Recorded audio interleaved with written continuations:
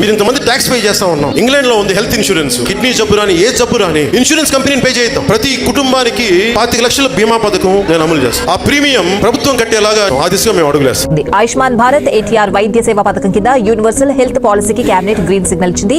ఏడాదికి ఒక్కో కుటుంబానికి 25 లక్షల వరకు ఉచిత చికిత్సలు అందేలా కొత్త విధానానికి ఆమోదం తెలిపింది.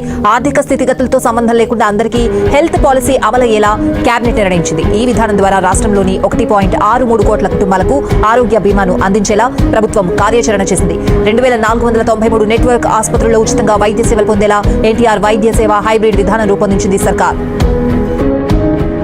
ప్రతి కుటుంబాన్ని నేను జనసేన పార్టీ తరపు నుంచి ఎవరికైనా ప్రాణాలు పోతే 5 లక్షలు ఇస్తా ఉన్నాం. అలాంటిది నా కోరిక ఆంధ్రప్రదేశ్ లో మన ప్రభుత్వం కనుక వస్తే ఒక్కొక్కరికి 5 లక్షల చొప్పున సంపూర్ణ కుటుంబానికి 10 లక్షల ఇన్సూరెన్స్ చేస్తాను. నేను అందరికీ హెల్త్ ఆరోగ్యశ్రీ కొన్ని జబ్బులకి వర్తించట్లా.